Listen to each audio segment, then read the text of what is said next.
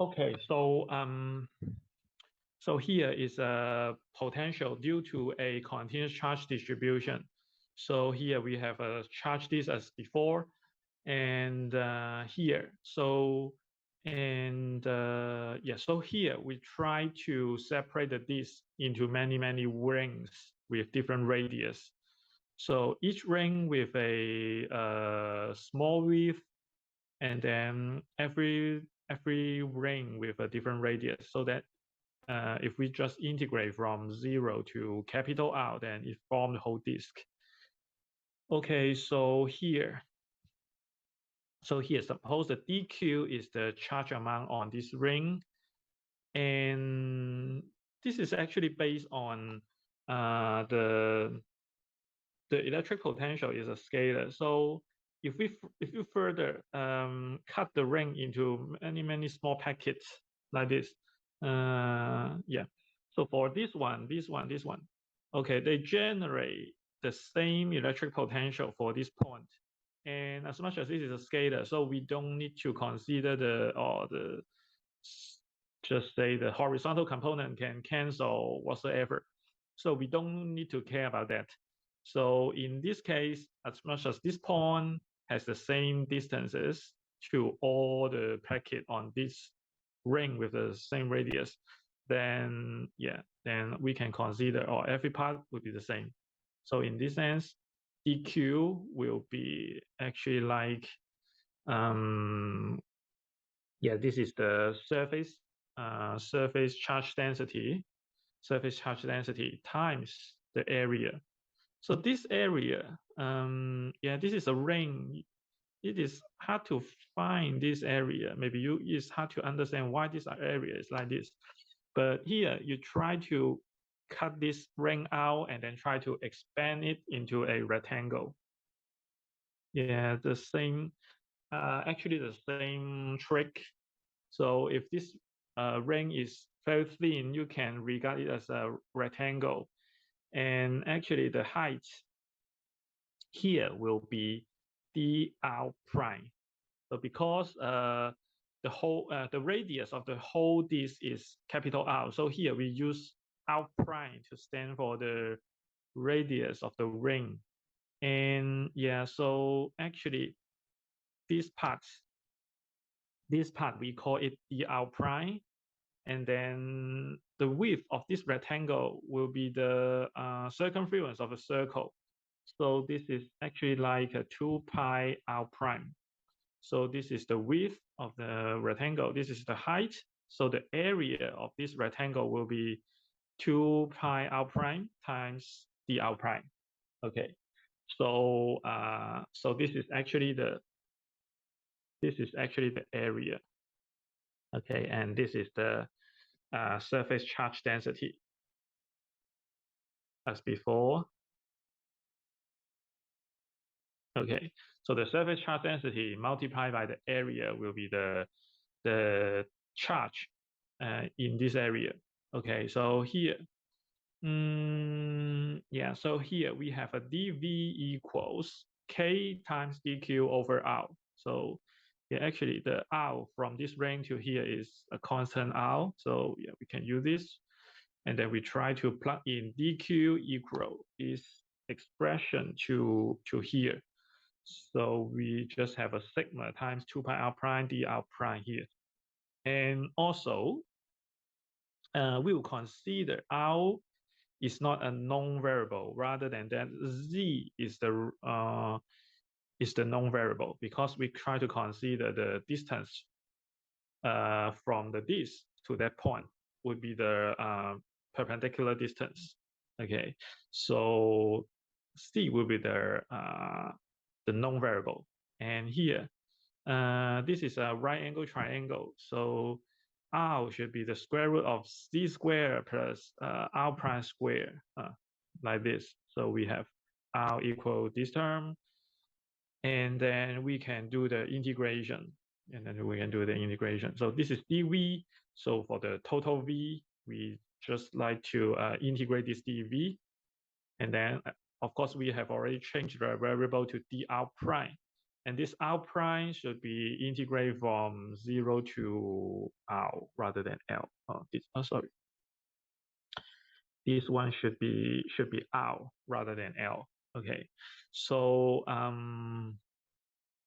so actually this term plug in here, and you can actually do some cancellation.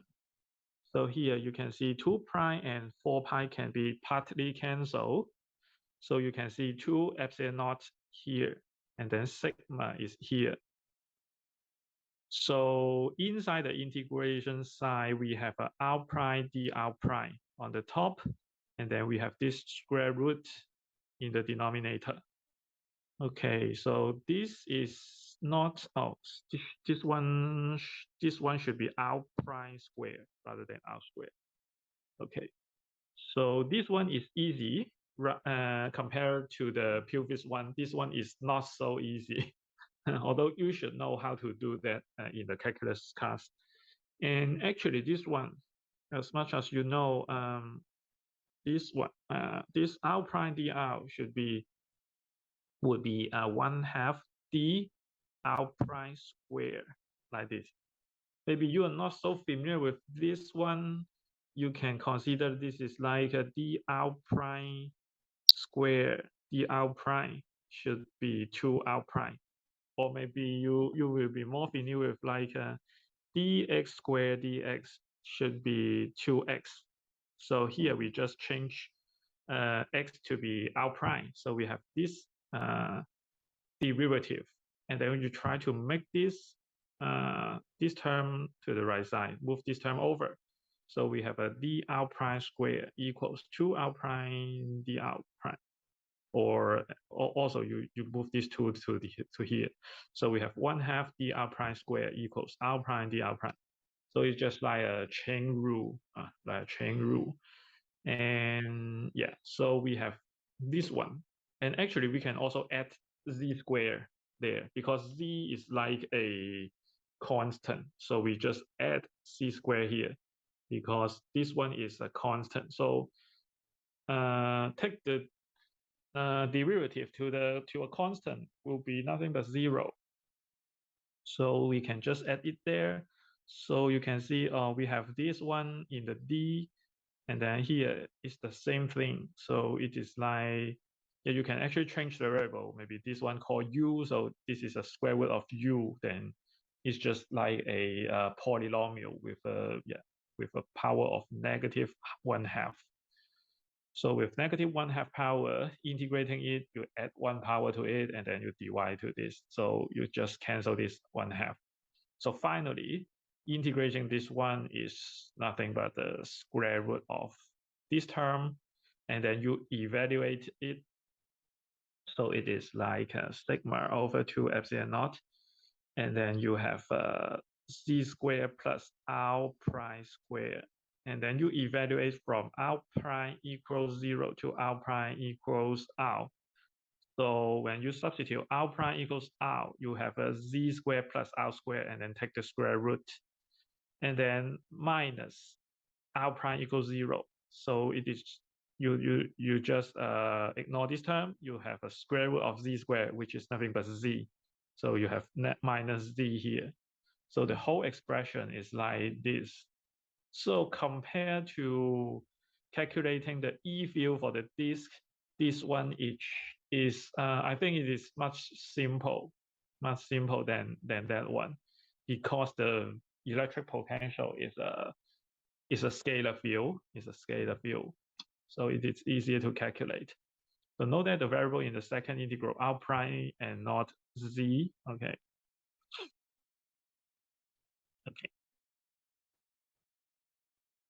So this is important in the calculus or using calculus for some engineering problem, because usually there will be many variables, but maybe during the integrations, most of them are just constant to the variable you want to integrate. So at that time, you just regard the variable to be constant, and then you just focus on which one is the variable. So yeah, so try to distinguish, this is r prime, this is also r prime. Otherwise, you may consider this is also a constant, then the answer will be totally different. Okay, so next, here we would like to explain why we need this electric potential. So yeah, maybe you consider, oh, maybe E field is more important. So yeah, and also it is more difficult to calculate. But yeah, why we also need this potential? And here it tells you that yeah, there are some relationship between the E field and also the electric potential in the space. So here it says, suppose that there is a positive test charge Q0. So you can see in the figure, this one move through a displacement ds. So ds in this direction from one equipotential surface to the adjacent surface. The work the E field does on the test charge during the move is this one. So this is the work done. So maybe we can just say, oh, this is the work done by the electric field. Okay, so it's nothing but Q times d negative Q0 times dV, and of course this is equal to negative negative delta U, So which is for the delta U, it is Q0 times dV. Okay, so with a minus sign, so be careful with this negative sign. So on the other hand, the work done by the electric field may also be written as the scalar product. Okay, so the work done, yeah, this is the work done from here. So we have, let's see. Yeah, so this is a negative Q dV. And also we can write it as F dot ds, so which is come from the mechanics sense. So which is like the F, the force dotted with the displacement will be the work. So this work, you can also consider this work is the electrostatic force. So this electrostatic force is like Q0 times the E field. So we just have this one, Q0 E dot ds will be the work done. Okay, so in this sense, this is the work done, and this is the work done from another point of view. And of course, these two work are actually the same. So we have this one equals to this one. So we put negative d Q0 dV here, and then Q0 E ds, E dot ds. E dot ds is like E times ds, and then times the cosine theta. Cosine theta is the angle between the E field and the ds. So we have cosine of theta multiply here. Okay, so in this case, we can cancel Q0 as expected. So we don't really care about how large this test charge is because it will eventually cancel. So we have negative dV on the left side, and then we have ds on the right side. So we just move this ds to the left side, and then of course we swap the left and right. So we have negative dV over ds here, here. And then we try to move the other term to the other side. So E cosine of theta here, okay. So it says, since E cosine theta is a component of E in the direction of ds, which means if you try to decompose it, this E into the direction, this is the s-axis, s-axis. So usually you call it x-axis, y-axis, but here it's just call it s-axis. So it doesn't matter, just a name. Okay, so if this one is E, this is theta, so this one will be E cosine of theta, and this one will be E sine of theta. Yeah, of course, I consider the magnitude. So this is the component parallel to the s-axis, and this is the component perpendicular to the s-axis. Okay, so we just call this one ES. ES. We just don't care about it because it doesn't contribute any work done to this movement. Okay, so we have ES to replace this one equals negative dVds. So this is a very important property, which is like V. You take the derivative of the V in a direction and then take the minus sign, it will be the E field component, E field in that direction.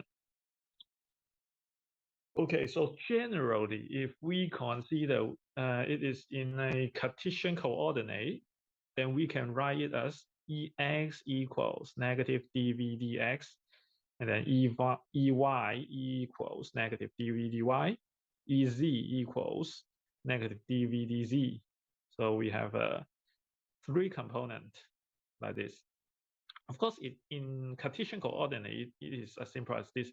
If you use it in just say a spherical coordinate or cylindrical coordinate, then the expression is not so good looking. Yeah, but in Cartesian coordinate, it is quite nice. And yeah, actually, you can if it is easier to understand for all these three equations here. But in some textbook, it might just write these three into a single equation using a strange symbol. So this one is a upside down triangle, and we call it the gradient. And we call this one the gradient. The gradient, 梯度. Okay, so you may use it in just say electromagnetism or fluid dynamics. Probably you might need to use this. And yeah, so actually what does this gradient mean? The gradient really means partial x in I direction plus partial y in y direction, which means j hat, and then plus partial z in the z direction, which is a hat.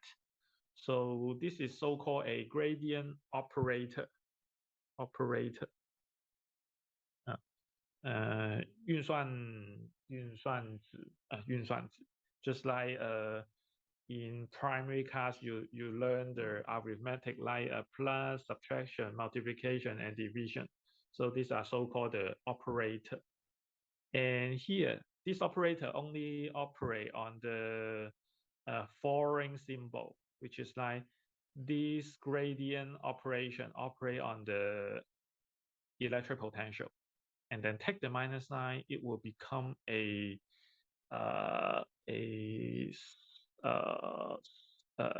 E field, a vector field.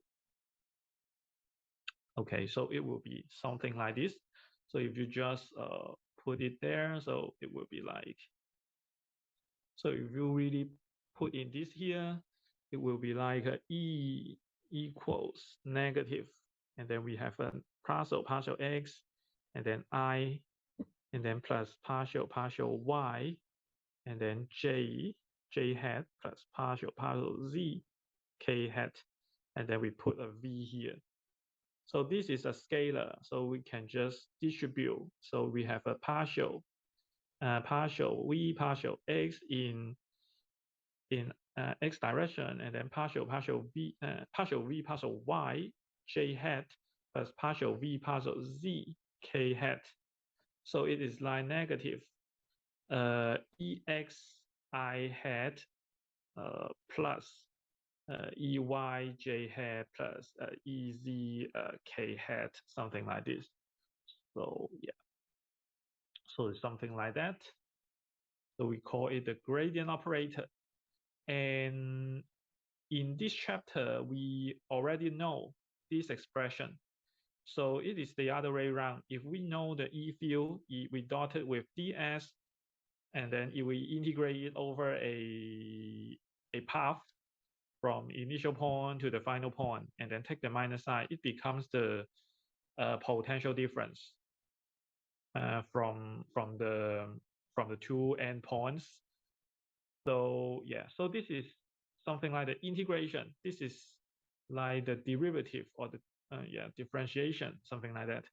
So yeah, so this is actually a well-known property or well-known theorem in the calculus.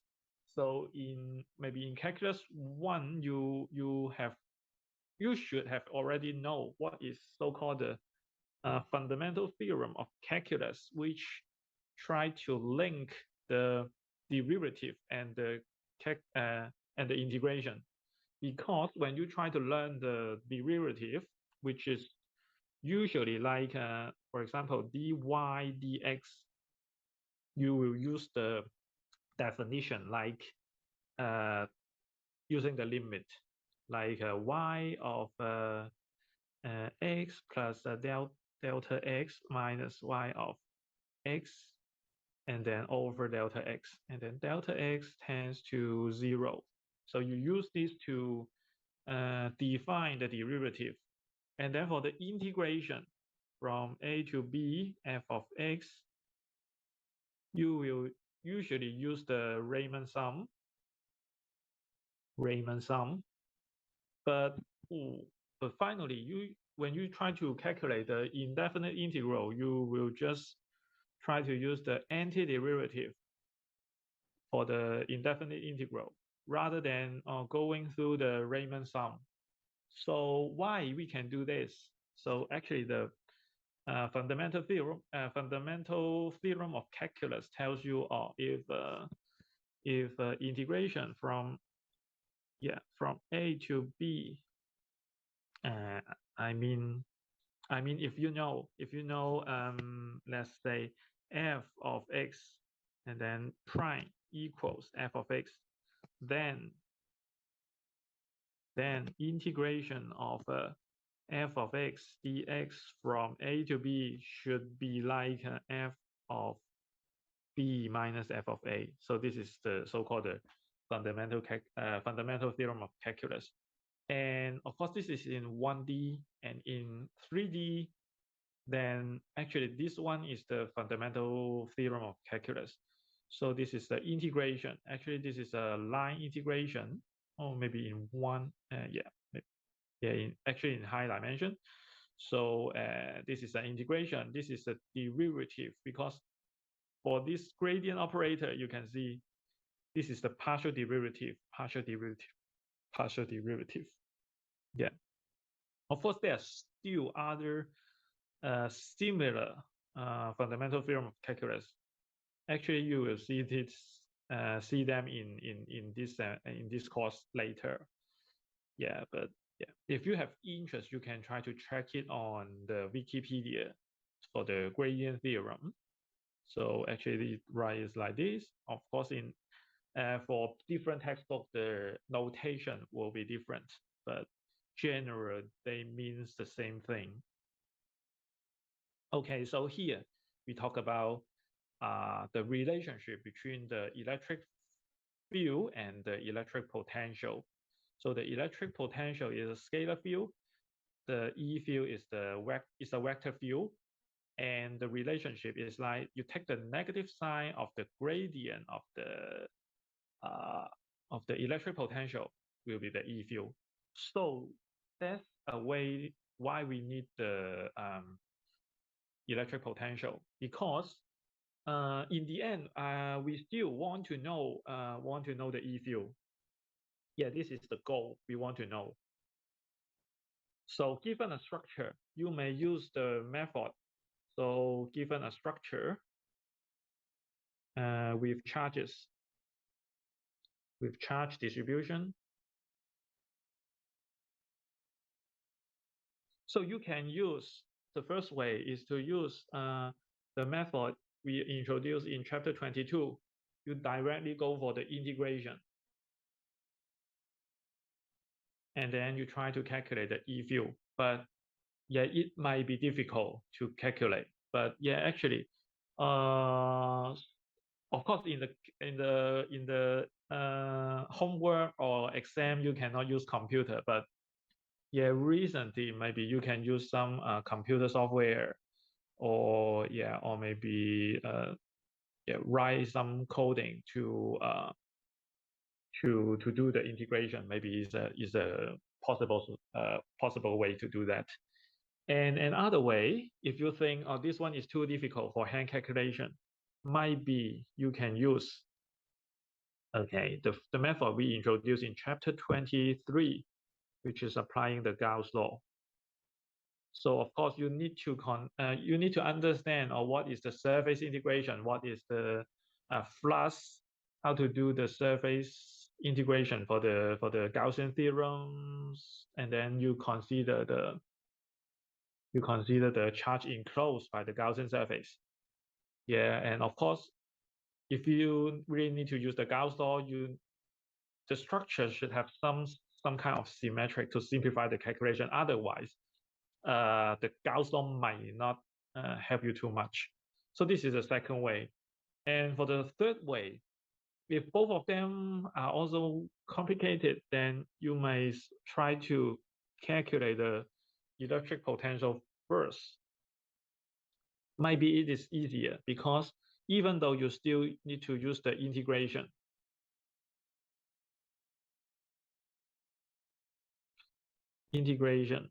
but this integration it might be much easier than working on this one, because the electric potential is a scalar field, so the integration you don't need to consider the direction, so it might be easier. So it may be easier to calculate than the one in than the E field. Then finally, you take the derivative. So you take a negative gradient of V, then it becomes the E field. And as you know, when you learn the calculus, you should know, I think you should agree that taking derivative is usually much easier than doing the integration. Yeah. So yeah, so this is the third way to calculate the E field. Okay. So here, this is a sample problem. So here, yeah, of course, in chapter 22, we already tried to calculate the E field generated by a disk in the z-axis. And so here we try to use the expression we just obtained in the previous page. V equals sigma over 2 epsilon naught times square root of z squared plus r squared minus z. Okay, so we use this expression, then we can find the E field over this z-axis. Okay, so this E should be negative d dz, and then this is sigma 2 epsilon naught times square root of the z squared plus r squared minus z. Okay, so maybe you might be curious why we use d here, and maybe here we just use a partial derivative. Yeah, for the partial derivative, it means that maybe the function we take the derivative consider of multiple of variables, then we will write it as a partial derivative. But if we are very sure that the only variable is only z, no other variable, then we can use the original derivative d rather than the partial sign. Okay, so here sigma and over 2 epsilon naught are constant, so we just put it out. Okay, and then we take the derivative of this one. So this is the whole term to this 1/2 power. Take the derivative will become 1/2, and then multiply by this negative 1/2 power. And then we need the chain rule. We take the derivative for the inside part. which is a c squared plus r squared.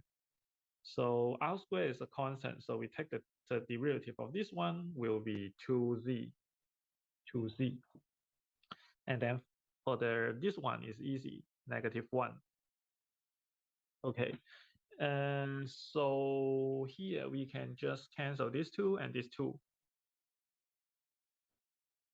And then we can just distribute this negative sign inside. Okay, so finally the answer will be nothing but sigma over 2 epsilon naught, and then 1 minus z over square root of c squared plus r squared. Okay, so this is the expression. If we just use try to calculate this one, might be much easier than calculate the E field directly, and then we take the derivative. Taking derivative is still easy, so we get the expression for the E field. And yeah, if you still remember in chapter 22, we try to use the integration to calculate the E field directly. Yeah, we get actually the same expression. Of course, yeah, the calculation is more difficult, but yeah.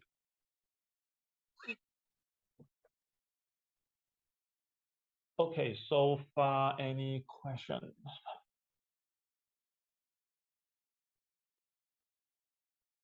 No, we can move on.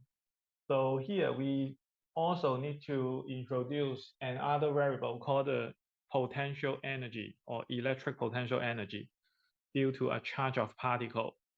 So we have the very last variable in the electrostatics.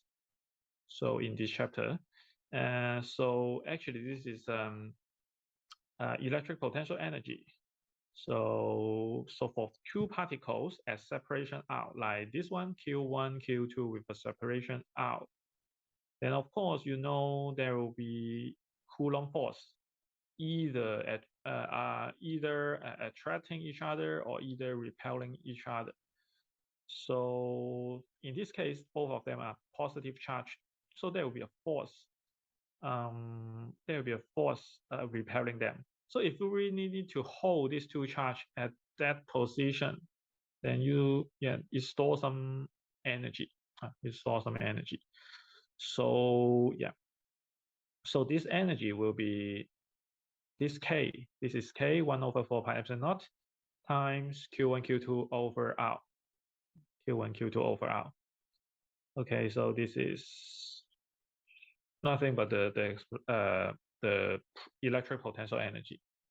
And if we have multiple, more than two particles, then we need to calculate the total potential energy of a system of particles is the sum of potential energy for every pair of the particle in the system. Okay, which means that the total U will be, this is still K, and then summation Qi, Qj, Rij, and then I is not equal to J. I is not equal to J. So there will be totally n choose two terms, or write it like this. Or maybe you can also write it like n2, something like that. Different textbook use different notation. Or maybe some textbooks write it as nc2. I don't really sure. Okay, so yeah. So it's just like, for example, if there are totally we have totally four charges, 1, 2, 3, 4, 1, 2, 3, 4. There will be totally 4 choose 2, which is 4 factorial over 2 factorial over 2 factorial. Because if you have a n choose r, which is like n factorial over r factorial over n minus r factorial, like this. So this one is 4 factorials is 24 over 2 times 2, which is 6. So you can see it here. like this. We don't have a 1, 1, 2, 2, 3, 3, 4, 4 because this is like I equals j. I is not equal to j. But here, this 1, 1, 2, 2, 3, 3, 4, 4 is like I is equal to j. So we don't count that. And actually, 1, 2, and 2, 1, we only need to count once. So maybe we just need to calculate half of the triangle. So we just calculate this one. So it is like 3 plus 2 plus 1, which is 6.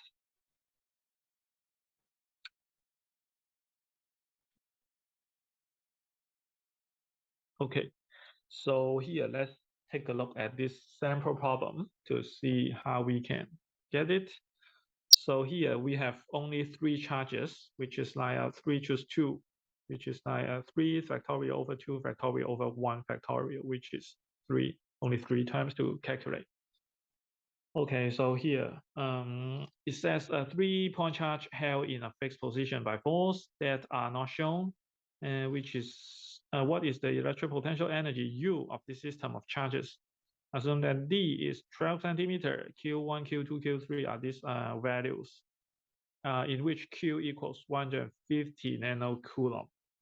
Okay, so U will be like a U12 plus U13 plus U23. Okay, so that's pretty much it.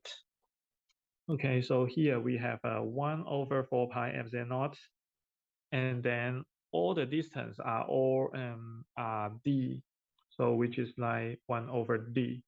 And then we have a Q1, Q2 plus Q2, Q3, or maybe I can just write Q1, Q3 first, and then plus Q2, Q3. Okay, so this is like 8.99 times 10 to the 9th power, and then times 1 over d is 12 centimeter, 0.12 meter. And then Q1, Q2, Q1 is this 1, and then times Q2 is negative 4 plus 1 times this is plus 2, 1 times 2 plus Q2, Q3 is a negative 4 times 2, and then times Q square will be 150 times nano is 10 to the negative 9th power, and then square. Okay, this is okay. So the answer will be negative 1.7 times 10 to negative 2 joule. Okay, so SI unit for the energy will be joule. Okay, so this is a simple sample problem to demonstrate how to calculate the electric potential energy. Okay, so we have another one. So let me finish this one, then we can have a break. So here it says an alpha particle, 2 protons and 2 neurons, move into a stationary gold atom. Okay, so 79 protons and 118 neutrons. So passing through the electron region that surrounds the gold nucleus like a shell and headed directly towards the nucleus. So here we have a gold nucleus. We assume that it is stationary or it doesn't move at this point. Just assume that. And then we try to assume that there is an alpha particle from far away and then moving to here. And then it will lose its energy because this is a positive charge. This is another positive charge. So there will be a force repelling them, which means that there will be a force decelerating the alpha particle. Up to a point, it will just stop momentarily and then it will go back. Okay, so here the alpha particle slows until it's momentarily stopped when its center at radial distance r equals 9.23 femtometer. Femto, if you still remember, is 10 to minus 15. Okay, from the nuclear center. Then it moved back along its incoming path. Because the gold nucleus is much more massive than the alpha particle, we assume the gold nucleus doesn't move at all. Okay. So what was the kinetic energy? Ki, the initial kinetic energy of the alpha particle when it is initially far away, hence externally to the gold atom. External to gold atom. So assume that the only force acting between the alpha and gold nucleus is the electrostatic Coulomb force. Okay.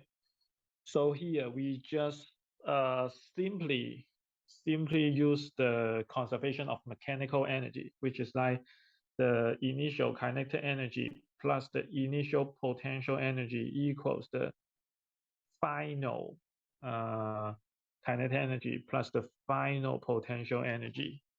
So initial is actually R tends to infinity, infinitely far away. And then this point is the final point, which means R equals 9.23 femtometer. So this is what we would like to calculate. The question asks you for this variable. And for ui, because it is infinitely far away, this one is nothing but 0. And finally, for kf, because it stopped momentarily here, which means that at this moment, V equals 0, which means kinetic energy will be 1/2 mv f squared will also be 0. So this one is also 0, which means that at the initial moment, all the energy are kinetic energy, and at this moment, all the energy are transferred to the potential energy. So here it is nothing but Ki equals UF, and UF will be easy to calculate because it is just 1/4 pi epsilon naught times this is alpha particle with 2 protons. So this is 2 times this is gold with 79, and then of course you need to multiply by 1.6 times 10 to minus 19 quantity square. Yeah, because proton, every elementary charge is this amount. And then here it says R equals 9.23 times 10 to minus 15 meter.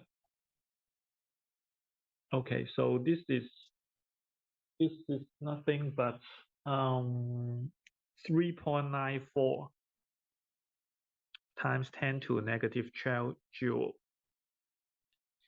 Yeah, of course, you can use this for the SI unit, but for the particle physics, it usually use another unit called EV.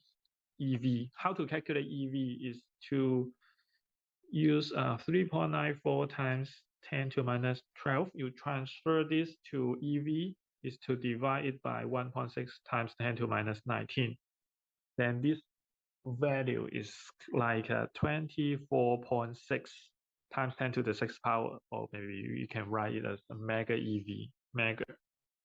Mega is 10 to the 6th power. So usually it will use this unit, or maybe giga EV, or maybe kilo EV. Usually they will use EV to for the energy of a particle. Yeah, because it makes the number much larger. Otherwise, it will be a very small number.